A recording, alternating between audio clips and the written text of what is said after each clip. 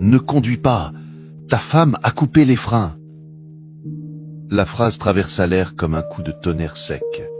Enrique resta immobile, la clé en main pendant un instant qui sembla durer un siècle. Le moteur ronronnait déjà doucement, vibrant comme un cœur impatient. Il regarda la porte du garage, imaginant simplement un jour ordinaire. Mais à cet instant précis, le destin décida de prévenir, et il le fit par la bouche de quelqu'un que personne n'écoute. Un garçon maigre, aux épaules étroites et pieds nus, apparut en courant, la peau couverte de poussière, les yeux immenses, brillant comme s'ils contenaient quelque chose qu'aucun enfant ne devrait voir. Le garde s'avança pour le repousser. « Dégage d'ici, gamin !» Mais le garçon cria de nouveau, et cette fois, sa voix n'était pas qu'un son. C'était du pur désespoir. « J'ai vu, elle a coupé les freins de la voiture, hier soir !» Enrique sentit l'air quitter sa poitrine. Là-haut, sur le balcon, Bianca apparut, robe claire, téléphone en main, comme si rien ne pouvait l'atteindre. « Que se passe-t-il? C'est qui cet enfant ?»« Un intrus !» grogna le garde en tenant le garçon par le bras. Mais Enrique n'entendait plus rien. Il ne voyait que le regard du garçon. Aucune haine, aucune intention, aucun mensonge, juste de la peur et une demande silencieuse. « Crois-moi, s'il te plaît. » Enrique détourna la voiture du bureau. Le volant semblait lourd. La climatisation ne fonctionnait presque plus. Et la phrase restait collée à lui comme une écharde. Il arriva chez Sergio, le mécano. « Regarde les freins, maintenant, sans dire à rien à personne. » Le mécano souleva la voiture. La lampe tremblait dans sa main pourtant solide. Quelques minutes plus tard, il appela Enrique. « Regarde, sa voix était sèche. Coup net dans les câbles arrière. Si tu avais pris la route, tu t'arrêtais plus. » Enrique sentit ses jambes se dérober sous ses pieds. Le garçon disait la vérité. Et quelqu'un chez lui voulait qu'il meure. Le monde se retrécit autour de lui. Il traversa la ville en cherchant le garçon, interrogeant des vendeurs, des silhouettes dans l'ombre, des gens qu'on ne remarque jamais. Jusqu'à ce qu'il trouve Noah, recroquevillé près d'un étal fermé, les bras autour de ses genoux pour se réchauffer. Enrique s'approcha lentement. « Hé, calme, je veux juste parler. » Le garçon leva le visage et avait ce regard de quelqu'un qui a déjà trop vu, trop tôt. « Tu m'as sauvé, » dit Enrique la voix brisée. « Comment tu as ça vu ?» Le garçon inspira profondément comme s'il cherchait du courage dans un souvenir brisé. « Je dormais dans une cour près de ta maison. J'ai vu une femme descendre avec une boîte, elle a regardé autour et a coupé les fils. » Enrique glugusa. « Et pourquoi tu m'as prévenu? Tu aurais pu t'enfuir ?»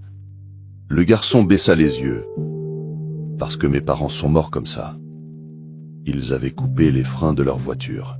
J'étais derrière. Il n'y a que moi qui ai survécu. » La phrase tomba entre eux avec le poids d'une vie entière. Enrique sentit une douleur chaude lui traverser la poitrine. Il emmena le garçon manger. Noah dévora le sandwich dans un silence presque sacré, comme quelqu'un qui ne sait pas quand il remangera. Enrique laissa sa carte personnelle. « Si tu as besoin, appelle-moi, n'importe quand. Je décrocherai. » Le garçon hésita.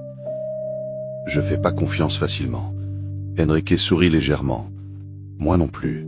Mais on commence par ce qui est nécessaire. » Cette nuit-là, Enrique revit les caméras.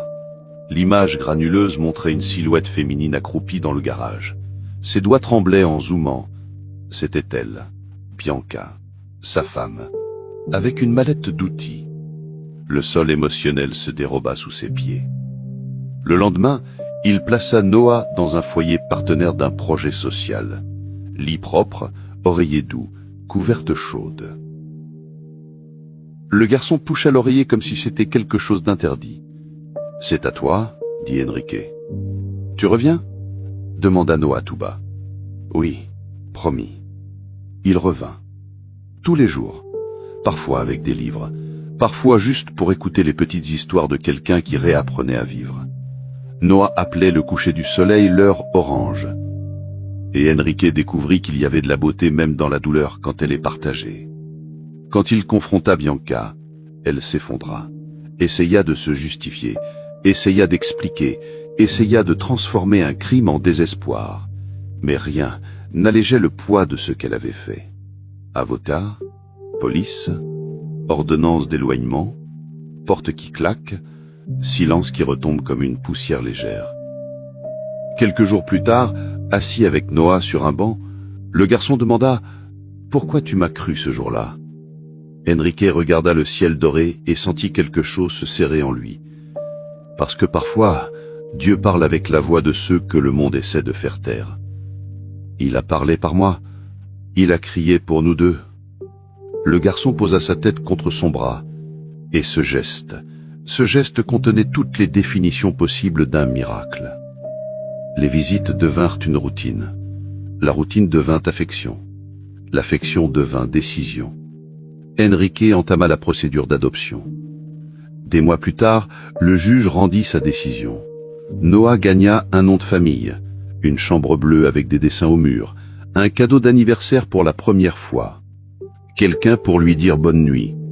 Et Enrique gagna un fils. Le destin qui avait commencé par un cri à la porte se termina avec 2 vies reconstruites, côte à côte. Parce que parfois, Dieu choisit les voies les plus improbables pour changer toute une histoire. Et un geste de courage, même fait avec de petites mains tremblantes, peut sauver un monde entier. Si cette histoire t'a touché, partage-la. Peut-être qu'aujourd'hui, tu es la voix dont quelqu'un a besoin.